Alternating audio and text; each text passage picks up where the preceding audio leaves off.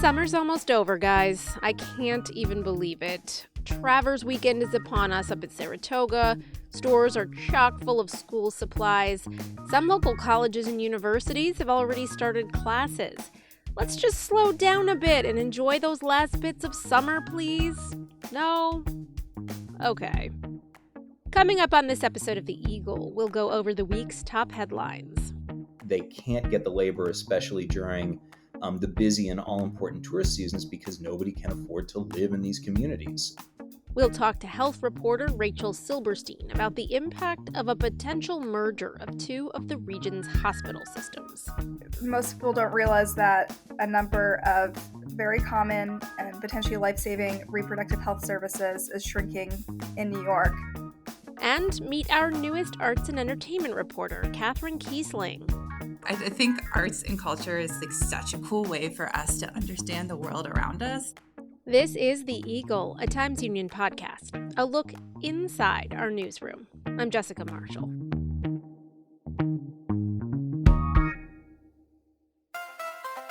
If you're enjoying this podcast, take advantage of all the Times Union has to offer and support our efforts to bring in you award-winning journalism by becoming a Times Union member today. Go to timesunion.com/subscribe.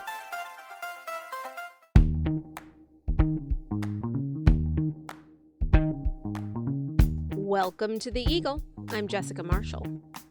Up first, let's discuss what appeared this week in the Times Union and on timesunion.com. All right, back again with Times Union Editor-in-Chief Casey Seiler. Let's talk about the top stories, and we'll start with the results of New York's not first, but second primary election of the year. What happened? Lots of stuff. And yes, this is definitely going to be the last primary of the summer of 2022. This one, of course, for Congress, which was a big deal, and state Senate, which was a big deal, but kind of not in the Capital Region or Hudson Valley really that much. There were some tighter races down in New York City and on the state Senate side. But the big news around here was Pat Ryan defeating Mark Molinaro narrowly, the Democrat besting the Republican in a battle of county executives in the special election to see who will finish out Antonio Delgado's term. Delgado, of course, became lieutenant governor after Brian Benjamin, the previous lieutenant governor, faced federal charges. So that's a big pickup by Democrats, especially in the sense that Ryan really tried to make the race about abortion and sort of federalizing it, as they say, and noting that Molinaro, was going to be part of a Republican conference that, if they do in fact become the majority in the House in November, might move to expand bans or the further curtailment of the right to abortion across the U.S. Now, Molinaro has already complained that Democrats sort of stack the deck or put the thumb on the scale, use your favorite metaphor, by putting the special election on the same day as the primary, when they knew that Democratic turnout would be higher. More people voting is generally considered to be a good thing, but there you go. Meanwhile, out in Western New York, the race between Nick Langworthy and Carl Palladino, which got a lot of national attention, ended with Langworthy pulling out the victory. In both races that we just discussed, Molinaro's defeat and Palladino's defeat, as Chris Churchill noted in his column that is running in the Thursday print edition, it's sort of bad news for Congresswoman Elise Stefanik, who backed Palladino and backed Molinaro. It will be interesting to see if in his general election contest for the 18th congressional district, remember the special election was for the 19th congressional district, to see if Molinaro will campaign with Stefanik. Stefanik, of course, is one of the most vocal supporters of former President Trump in a district like the 18th, which is considered to be sort of a purple district, a little bit of red, a little bit of blue. It'll be interesting to see if Molinaro seeks that kind of sort of red meat support that that Stefanik has been offering up. Palladino's defeat is seen as a victory of kind of the state Republican establishment. Nick Langworthy is, of course, the chairman of the state party over, I think, what you would have to call kind of the wingnut wing of the party. Palladino is, of course, famous for sexist, racist, and otherwise outrageous remarks. And his primary battle against Nick Langworthy was no exception. Well, I think it would be a pretty large understatement to say that we are going to have a lot to look forward to reporting on as we get closer to November. All right, switching gears, let's talk about Hudson Valley Community College initially rejecting the state's COVID-19 vaccine mandate, and we broke some news there. So tell us what happened with that. HVCC in Troy, over in Rensselaer County, very quietly over the course of the summer rejected unilaterally the system-wide SUNY student vaccine mandate for COVID-19. And when Kathleen Moore called last week to ask them about this, our education reporter received a 2-page written response in which the vice president for student affairs wrote, and I quote, "Vaccination does not prevent infection or transmission of the virus. As one example, U.S. President Joe Biden and First Lady Dr. Jill Biden have recently become infected after being vaccinated and boosted." Now, as we have reported, and as numerous scientific reports have shown, getting vaccinated reduces the odds that you're going to be infected. And if you do get infected, it makes it far less likely you're going to end up in the hospital or the cemetery. So it was obviously a very strange decision. HVCC said that this was a decision that had been made by the Board of Trustees in consultation with county leaders. Rensselaer County is led by Republican County Executive Steve McLaughlin, who has been no fan of vaccine mandates. Now, Kathleen reported out this story a week ago, Wednesday, and of course called the SUNY system looking for comment. SUNY said, well, our vaccine mandate for students remains in effect across the system. And then on Thursday, the day after our story ran, they sent a letter basically telling HVCs they had until Monday to come correct and go back and put the vaccine mandate in effect, which HVCC did, changing their website and saying HVCC must comply with the system-wide mandate. Now, for any student who is not vaccinated and thought they wouldn't have to get vaccinated, they've got some work to do because classes begin next week. I believe they were given sort of a 30-day window to begin their round of vaccination. So we will see how that goes if there are protests that come as a result of this. But there you go. All right. Well, speaking of the state university system, let's go to another one of its schools, the University at Albany, where something rather odd happened this week. I guess it's fair to say. What happened on the campus on Monday? Yeah, Monday evening, a notification went out from the university police force. They're required to put those out in the event of an incident that, or an alleged incident that the campus might want to be informed about. And this was the case of a car containing 2 adults and a child, I believe, got a flat, pulled over. It was alleged that they were then set upon by 2 men in another vehicle who flashed a gun, robbed them, briefly kidnapped the child, drove away, at which point the 2 folks in the vehicle who said they had a flat gave pursuit, called 911. The child was let off by the side of the road and retrieved, and investigators showed up, got information. And then initially the report was that the couple had ceased cooperating with investigators. University police later said that they were able to subsequently contact the couple and that they were cooperating as well. But a very strange story, needless to say. University police said that there was no reason for anyone on campus to think that there was any sort of ongoing peril or threat, but definitely an episode that raises a lot of questions. Certainly, and it is a relief to hear that no one was injured in a situation like that.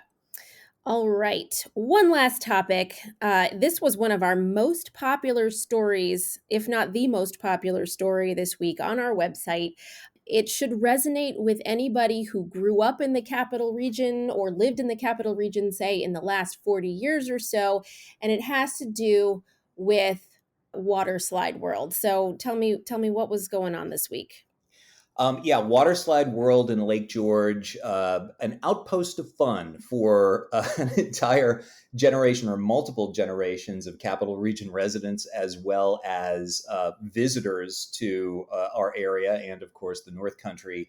I believe the term is number one in family fun. To coin a phrase, yes, very good. The attraction, which has been closed down for a while, it's 12 acres right on the corner of Route 9 and 9L. It's been purchased by Schemerhorn Real Estate and will be turned into affordable housing with some light Adirondack-themed retail and dining options, as they say. So definitely the end of an era for regional recreation, but a good thing because Lake George, like so many communities across upstate, are aching for affordable housing. We've reported on this all the way from Newburgh to Hudson to Saratoga Springs to Lake George. These businesses are dying in many cases for labor, but they can't get the labor, especially during the busy and all-important tourist seasons, because nobody can afford to live in these communities.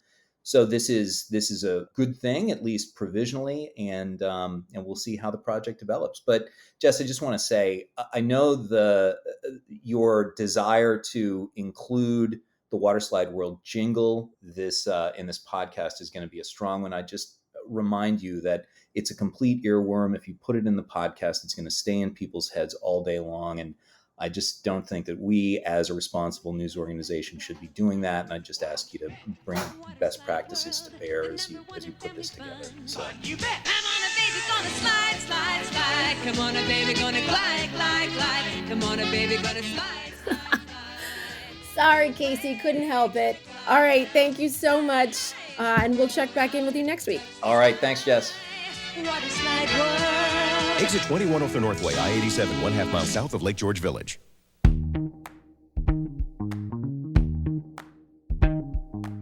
As always, you can learn more about all of the topics and issues that we discuss on this podcast at timesunion.com. And you can follow Casey Seiler on Twitter at Casey Seiler, all one word. Okay, let's dive into some health news now. St. Peter's Health Partners and Ellis Medicine are in negotiations to merge under the St. Peter's system umbrella. Ellis is currently a secular hospital system based in Schenectady. St. Peter's is a Catholic-run organization and the second largest system in the region. That means a merger would potentially shrink access to reproductive care in the capital region. There have been efforts to block the merger since it was first explored for those reasons and others in 2020. Schenectady officials have backed those efforts, as have civil rights groups. It has caught the attention as well of Governor Kathy Hochul and State Attorney General Letitia James, though neither have directly intervened as of yet. Times Union Health reporter Rachel Silberstein looked into the implications of the merger and how it could restrict care in a blue state that's actively trying to strengthen abortion protections. I spoke to Rachel recently to learn more. What's happening here? Two major hospital systems are merging or planning to merge. Like, what's the scene? Over the last 10 years, we've sort of seen the healthcare system consolidate across the U.S., but also in New York. The Trinity Health-owned St. Peter's Health Partners is in the process of merging with the last independent hospital in the capital region, which is Ellis Medicine in Schenectady County. So with this merger, the capital region will essentially be left with two healthcare systems, right? Albany Med and St. Peter's Health Partners. And there is a major difference between those two that's relevant in particular here. St. Peter's Health Partners is governed by the ethical and religious directives that are published by the U.S. Conference of Catholic Bishops, which restrict doctors from providing abortion, sterilization, and contraceptive procedures. It also constrains doctors in how they handle miscarriages, which could really put women at risk.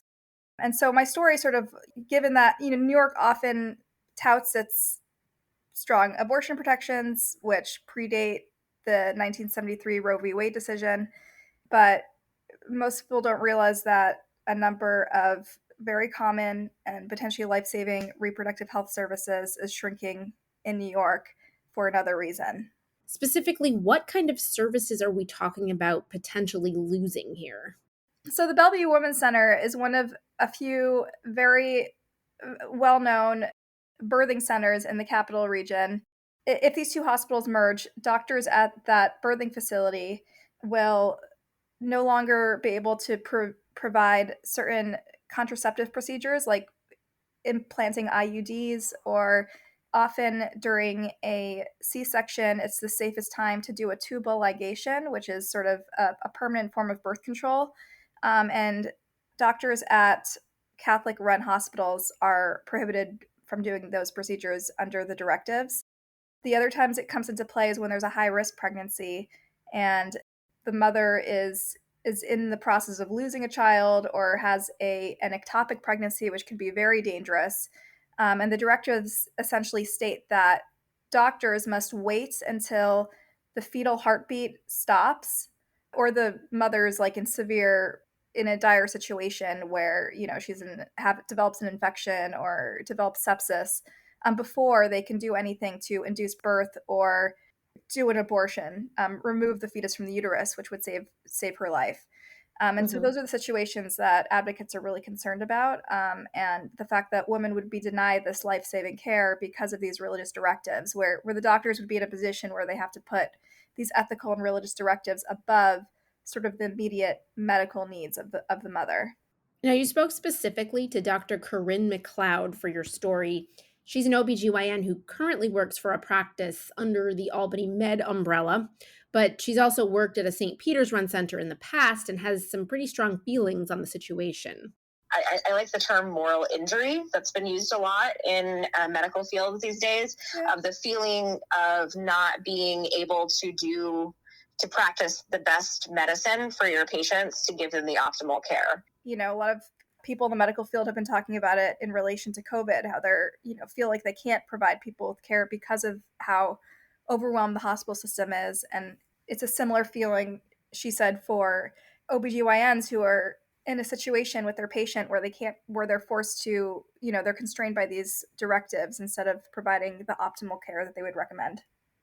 Well, another issue too that you point out in your article as well is sort of the geographic layout of the capital region and the challenges it would pose for women who might need to go for care, who live in Schenectady but don't maybe have easy access to transportation or a facility where they can have these procedures done. They'll have to go all the way to Albany. That's right. And that's when it becomes like a real equity issue, because if you're a person who has a car and means, it's easier to transfer to Albany Med, or to even like if you're in the ER and they have to make a decision because you're in the middle of a miscarriage, someone with means or with contact with another doctor aside from their local ER might be able to, make the decision to leave the ER against medical advice and go to a different hospital that can perform this procedure. But people who don't have those means are not, informed of their rights, wouldn't necessarily know to do that. You talked to representatives from St. Peter's and from Ellis for this story. So what are they saying about this? So Ellis has entered into this sort of management services sharing agreement, which is concerning some folks because now pretty much a lot of their top executives are hired by St. Peter's. Most of their services are managed by St. Peter's, from nursing to supplies to the food services, and that sort of creates a conflict because the medical staff at Ellis aren't currently constrained by the directives. When you're depending on staff that are bound by these directives, it makes it really hard to do these procedures that are restricted. Ellis has sort of deferred a lot of inquiries to St. Peter's, who emphasizes that when a patient is in a medical a life-threatening medical situation, abortions are always performed. The life-saving procedure is performed. They're always acting within, the realm of appropriate care to ensure that people are safe. The reality is, when I talk to doctors and people who work at Ellis and St. Peter's who do want to provide the best possible care, and they have an obligation, like a moral obligation, to provide the best medical response, they do find sort of like workarounds. They try to come up with a medical justification to do a tubal ligation or install an IUD. But even they feel, that they feel extremely uncomfortable with the fact that their hands are tied in these sort of really dire, life-threatening situations. So these huge hospital mergers have to be approved by the state health department, right? What are the implications there? I mean, the state obviously wants to protect abortion access. The State Department of Health is the one that sort of signs off on these mergers. Currently, the law requires that there is a public disclosure process and a public review process, but by creating a management services agreement instead of a formal merger, it did not trigger the normal public review process and sort of enabled the two hospitals to consolidate services without that sort of public scrutiny. And so that's an issue that seems like a pretty big loophole. Yeah. And that's just sort of the way the law exists currently. The other thing is the Attorney General's office in the past has gotten involved in mergers like these in other parts of the state and required like certain services to be preserved. There's legislation on that lawmakers want to pass that would require not only for hospitals to disclose, patients' rights and responsibilities and what services are provided, but also like do a review on how a merger, it would require the DOH to produce a report on how any restrictions at New York hospitals would impact local residents' abilities to access that care that is close to home. So they'd have to do sort of a review on sort of the landscape there and see what it looks like and how it would impact the community. And that's something that's a little bit more thorough that's not currently required. Let's dive into some of the other implications of a hospital merger like that. It's not just access to abortion care that would change or be affected. What are some of the other areas of healthcare that might change? So the ethical and religious directives have, in other parts of the country, not only been interpreted to deny women reproductive care, but also to deny gender-affirming care and, LGBTQ affirming care, and in some cases, end-of-life care. So if someone would like to remove a feeding tube because they're terminally ill, that's something that the directives address. And make it very difficult make it so that patients cannot feel confident that their wishes would be honored if they were in a situation where they wanted to end their life in a compassionate way instead of without suffering. You can follow Rachel on Twitter at Rachel Silby. That's spelled RachelSilby. After the break, let's get to know arts and entertainment reporter Katie Kiessling.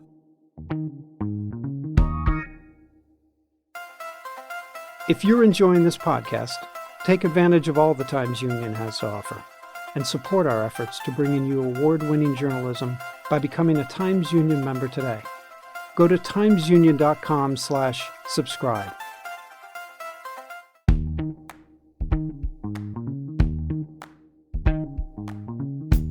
Welcome back. You're listening to The Eagle, a Times Union podcast. I'm Jessica Marshall. Last month, we got a new face in the Times Union newsroom. Arts and entertainment reporter Katie Kiessling, she goes by Katie, has joined us to cover that very active beat. I pulled Katie aside after a few weeks to get to know her better here on The Eagle.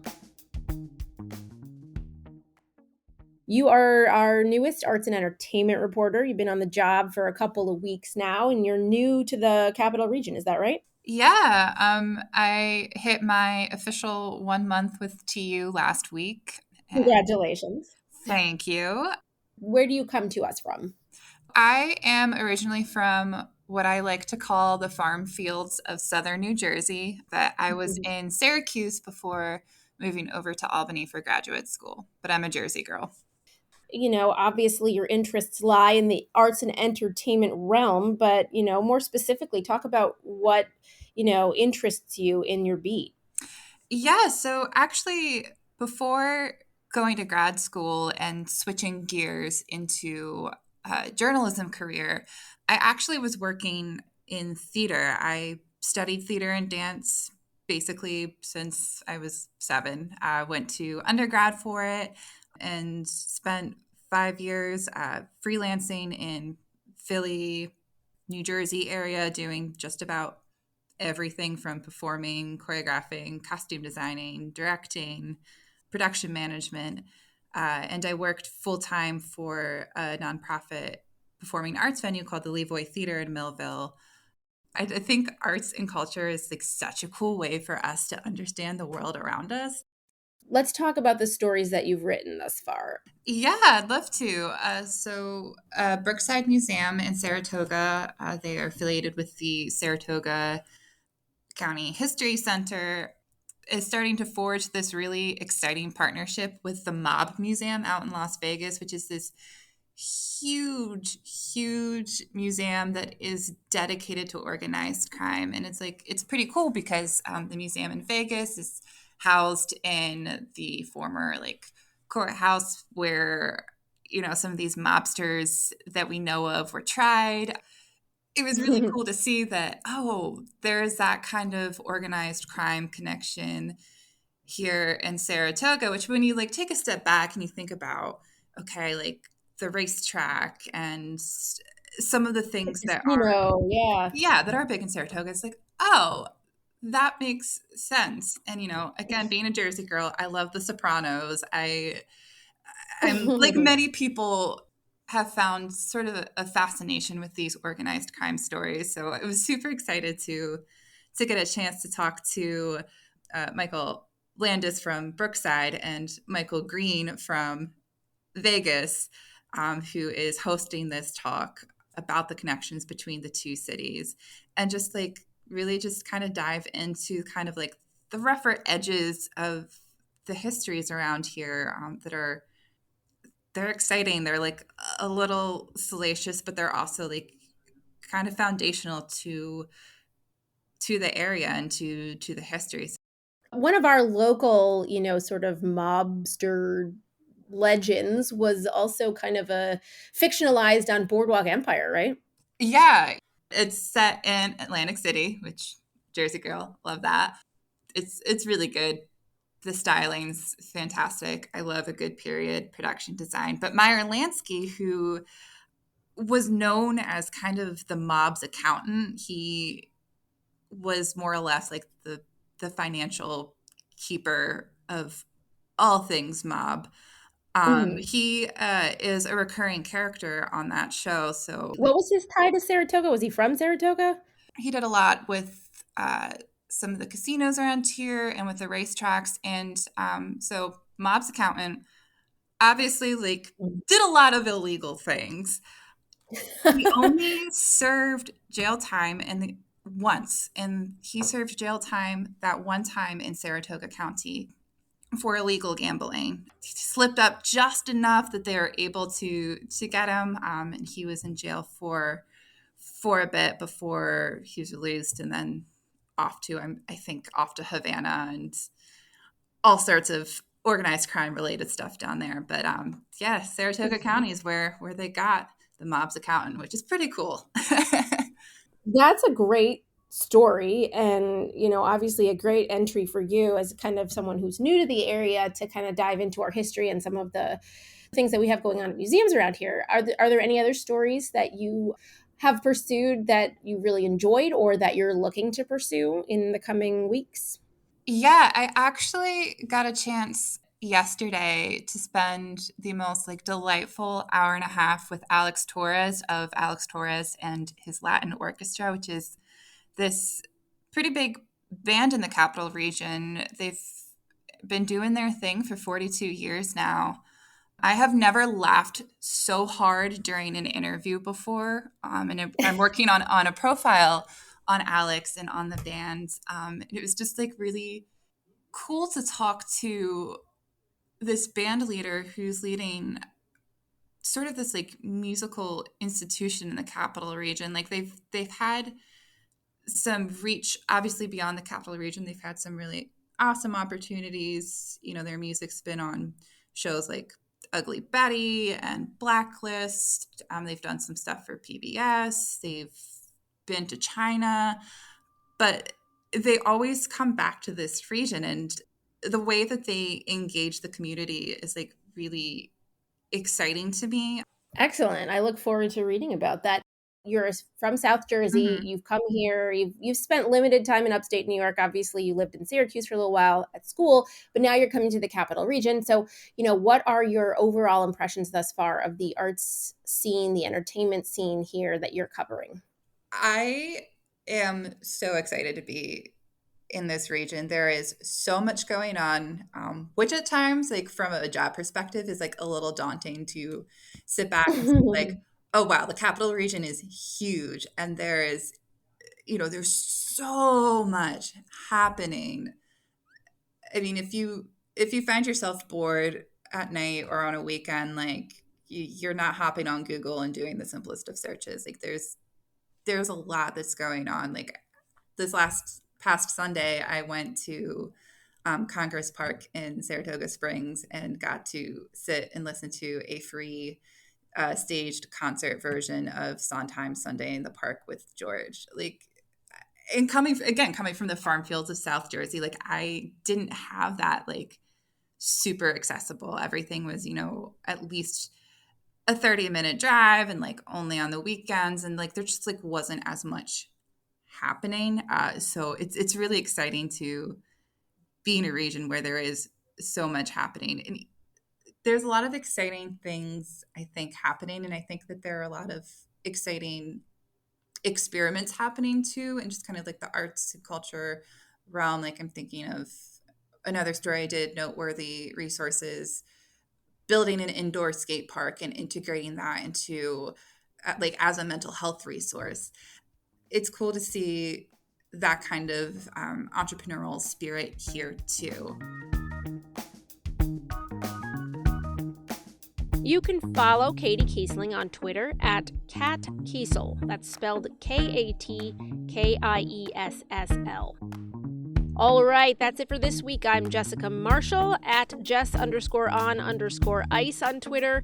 We'll be back next week with another look inside the newsroom here at the Times-Union. In the meantime, check us out on Facebook, Twitter, YouTube, and Instagram, or head on over to timesunion.com for the latest news and features. The Eagle is a production of the Times-Union. It's produced and edited by me, Jessica Marshall, with help from the Times-Union digital team and the newsroom. Special thanks this week to Casey Seiler, Rachel Silberstein, and Katie Kiessling for their contribution to this episode.